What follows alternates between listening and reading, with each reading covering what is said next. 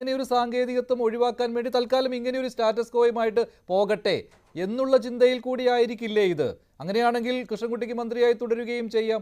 അതല്ലാതെ ഇതിനപ്പുറം ഒരു വലിയ രാഷ്ട്രീയ മാനം ഇക്കാര്യത്തിലുണ്ടോ? അന്തർധാര അതുണ്ടെന്ന് നമ്മൾ സംശയിക്കണോ? അങ്ങനെ പറഞ്ഞു പോകാമെന്നല്ലാതെ.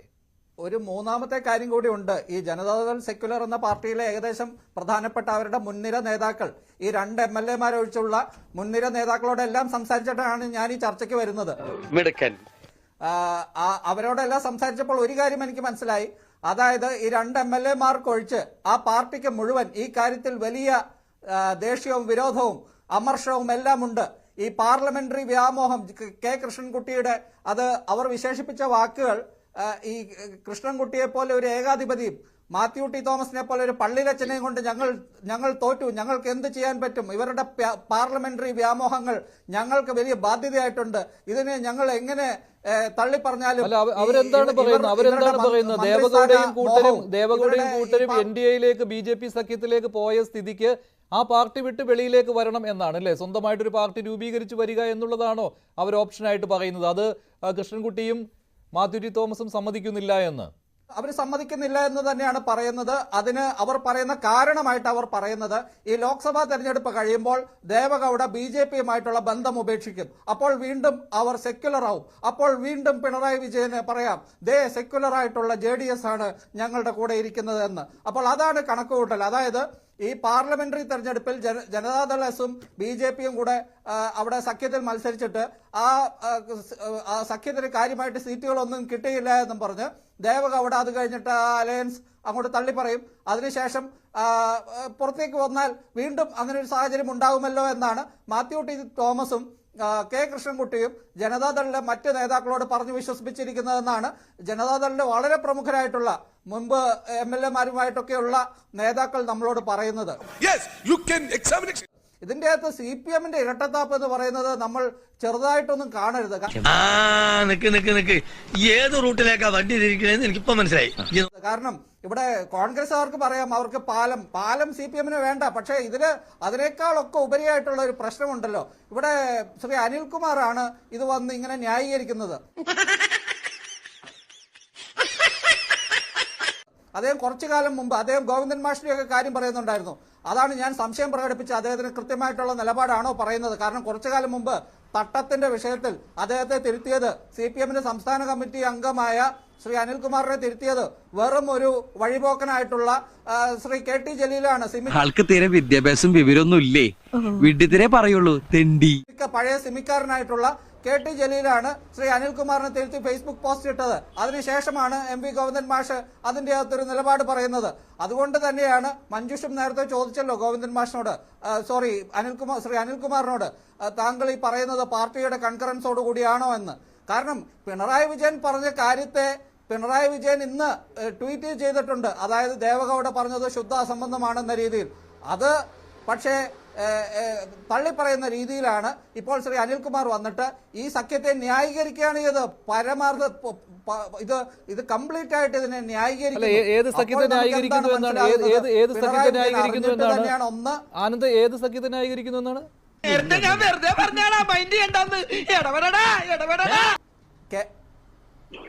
കേരളത്തിൽ ജനതാദൾ എസും CPM-ഉമായിട്ടുള്ള ഈ ഒരു സഖ്യത്തെ എന്താണ് ഇത് ശ്രീ അനിൽകുമാർ ഇതിനെ ന്യായീകരിക്കല്ലേ? അതായത് ദേശീയ തലത്തിൽ മറ്റ് സംസ്ഥാനങ്ങളിൽ ആ പാർട്ടിക്ക് വേറൊരു നിലപാടെടുക്കാം, കേരളത്തിൽ വേറൊരു നിലപാടെടുക്കാമെന്ന്. അപ്പൊ അത് ന്യായീകരണം തന്നെയല്ലേ? അങ്ങനെയൊക്കെ വഴിയില്ലോ. എത്ര ശതമാനം സമയമാണ് ഈ ചർച്ച എനിക്ക് തരുന്നത്? അല്ല, ഇത് ശരിയല്ല. എനിക്ക് പറയാനുള്ള പോയിന്റ് ഞാൻ പൂർത്തീകരിക്കണ്ടേ? നിങ്ങൾ പറഞ്ഞിട്ടുണ്ട്. നിങ്ങൾ ഇനിയുണ്ട് പറയാൻ. സമയം തരാം. ഇതിനുള്ള മറുപടി അനിൽകുമാറിനെ കേൾക്കട്ടെ. അല്ല, അനിൽകുമാർ ഇനി നിങ്ങൾ അരമണിക്കൂർ കൊടുക്കരുത്.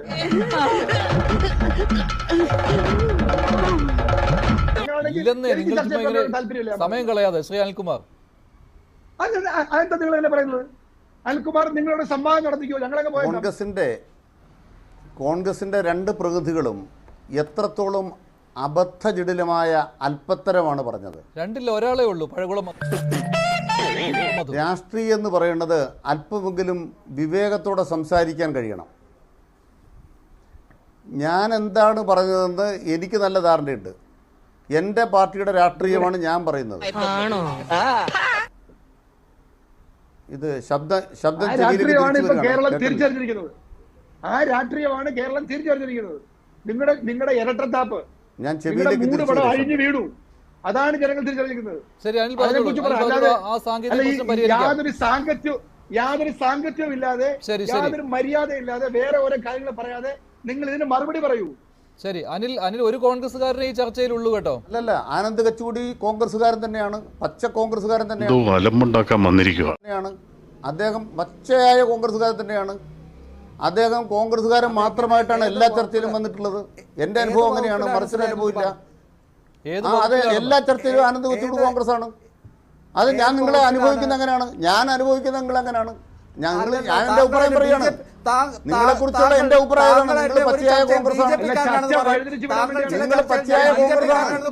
ചില ചർച്ചകൾ കോൺഗ്രസ് ആണെന്ന് പറയും. അതെ, ഓരോ ചർച്ചയിലും അതെ, ഓരോ ചർച്ചയിലും നിങ്ങൾക്ക് ഓരോ വേഷമാണല്ലോ. എന്താണ് സംഭവിച്ചത്? ഈ നായിന്റെ മോനെ ഇനി ഞാൻ കൊന്നുകളയും.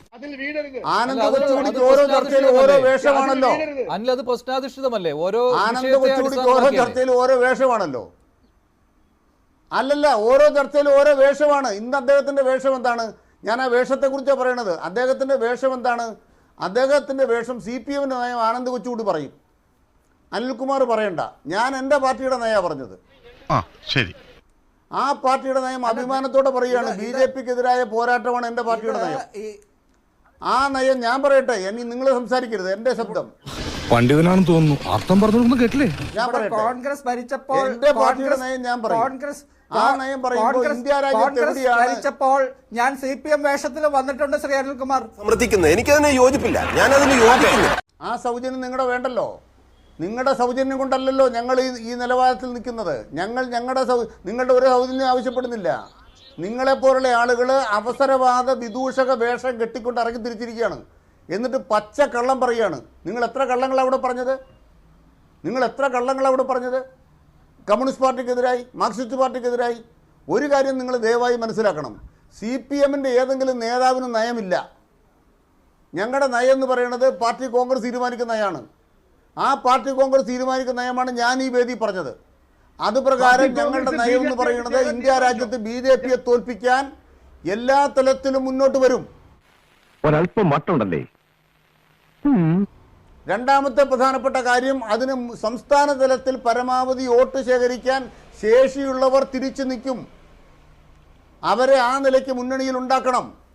കേരളത്തിൽ ഇടതുപക്ഷ ജനാധിപത്യ മുന്നണിക്ക് BJP-യെ തോൽപ്പിക്കാൻ ശേഷിയുണ്ട്. അവിടെ നിയമം തെരഞ്ഞെടുപ്പിൽ കണ്ട ഫലം എന്താണ്? ഒരു നാമമാത്രമായ സ്ഥാനാർത്ഥിയെ കോൺഗ്രസ് നിർത്തിയപ്പോൾ അവിടെ BJP ജയിച്ചു. കോൺഗ്രസും CPM കൂടെ ഏറ്റുമുട്ടിയ ഒരു സ്ഥലത്തും നാമമാത്രമായ ഒരു സ്ഥാനാർത്ഥിയെ കോൺഗ്രസ് നിർത്തിയ നിയമത്തൊഴിയെ BJP ജയിച്ചില്ല. ശരി, അപ്പൊ BJP-ക്ക് ജയിക്കണമെങ്കിൽ കോൺഗ്രസ് പിൻവാങ്ങിക്കൊടുത്തു. ഡയറക്റ്റ് ആയിട്ടുള്ള ചോദ്യമാണ്. വടകരയോടും വേറൊരു പാർട്ടി രൂപീകരിച്ച് വന്നോളൂ എന്ന് പറയുവാനുള്ള ആർജവം എന്തുകൊണ്ട് കാണിക്കുന്നില്ല? ഇങ്ങനെ വെറുതെ ചീത്തപ്പേര് കേൾപ്പിക്കണോ ശ്രീ കെ അനിൽകുമാർ? ഇങ്ങനെ NDA-യുടെ കൂടെ പോയ ഒരു പാർട്ടിയുടെ കൂടെ ഇവിടെ മന്ത്രിസഭയിൽ ഇരിക്കുന്നുവെന്ന്, ആ ഒരു മന്ത്രിയുടെ കൂടെ ഇരിക്കുന്നു എന്നുള്ള ചീത്തപ്പേര് എന്തിനാണ് വെറുതെ കേൾപ്പിക്കുന്നത്? അതിന്റെ ആവശ്യം CPM-ന് ഇല്ലല്ലോ. അങ്ങനെ ഒരു പ്രാധാന്യമുള്ള ഒരു പാർട്ടിയൊന്നും അല്ലല്ലോ ഈ JDS എന്ന് പറയുന്നത്. ഞങ്ങളുടെ പാർട്ടിയിലെ, ഞങ്ങളുടെ മുന്നണിയിലെ ഓരോ പാർട്ടിക്കും അതിൻ്റെതായ വിലയുണ്ട്. ഞങ്ങളുടെ പാർട്ടിയിലെ മുന്നണിയിലെ ഒരു പാർട്ടിയുടെ വില തീരുമാനിക്കുന്നത് നിങ്ങളല്ല. അല്ല, മുമ്പ് കൃത്യമായിട്ട് പറഞ്ഞിട്ടുള്ളതാണ്. ഇങ്ങനെ പോവുകയും വരികയും ചെയ്തിട്ടുള്ളവരോട് കൃത്യമായിട്ട് പറഞ്ഞിട്ടുള്ള പാരമ്പര്യമുള്ള പാർട്ടിയാണ് CPM. ഇപ്പോൾ എന്തുകൊണ്ട് നടക്കുന്നില്ല എന്നാണ്. ആനന്ദ് കൊച്ചുകുടിയെ താങ്കൾ പറഞ്ഞു അവസരവാദപരമായിട്ട് സംസാരിക്കുന്ന ആളാണെന്ന്. പക്ഷെ അദ്ദേഹം ഉദാഹരണ സഹിതം ചൂണ്ടിക്കാണിച്ചതിന് താങ്കൾ മറുപടി പറയുന്നില്ല. മുമ്പ് ചരിത്രമുള്ളതാണ് CPM-ന്, അങ്ങനെ ചോദിച്ചിട്ടുള്ളതാണ്. എന്തുകൊണ്ട് ചോദിക്കുന്നില്ല ഇപ്പോൾ? മറുപടി പറയുമ്പോഴേ ഇടയ്ക്കിടപെട്ട് തടസ്സമുണ്ടാക്കുന്ന അഭിമാനമായിട്ട് മുമ്പേ പറയുന്നത് കേട്ടു. ആ അഭിമാനത്തിന് നിന്ന് തരാൻ എന്നെ കിട്ടത്തില്ല. അതല്ല, ഉത്തരം പറയുമ്പോൾ അതിൽ അപാകത ഉണ്ടെന്ന് തോന്നുന്നു. അത് കേട്ടു. അത് അഭിമാനമായിട്ട് പറഞ്ഞാൽ അത് കേട്ടു. അത് അഭിമാനം തന്നെയാണ്. ഇടപെട്ടു, നിങ്ങൾക്ക് നടത്ത്. അഹങ്കാരം വേണ്ട. ഞാൻ മറുപടി പറയുന്നത് കേക്ക്. അഹങ്കാരമൊന്നും വേണ്ട. മുമ്പേ അഹങ്കാരം പറഞ്ഞല്ലോ. അതാണ്. ആ അഹങ്കാരത്തിന് നിന്ന് തരാൻ സൗകര്യപ്പെടില്ല എന്ന് പറഞ്ഞിട്ട് വിഷയത്തിലേക്ക് വരൂ. ആ അഹങ്കാരമൊന്നും പറയണ്ട. അതെ, ഇപ്പൊ പറഞ്ഞു കേട്ടല്ലോ. ആ വിഷയത്തിലേക്ക് വരും. നിങ്ങൾ മുമ്പേ പഴകുളം മധുവിനോട് പറഞ്ഞല്ലോ ഒരു അഹങ്കാരം. ആ അഹങ്കാരം എന്റെ അടുത്ത് പറയണ്ടെന്നാ പറഞ്ഞത്. എല്ലാവരും ചർച്ച പങ്കെടുക്കുന്ന ജനാധിപത്യപരമായിട്ടാണ്. അതെ, അതൊന്നും വേണ്ട. എന്നാ ഞങ്ങൾ അങ്ങ് ഇറങ്ങട്ടെ. ആയിക്കോട്ടെ, സന്തോഷായി.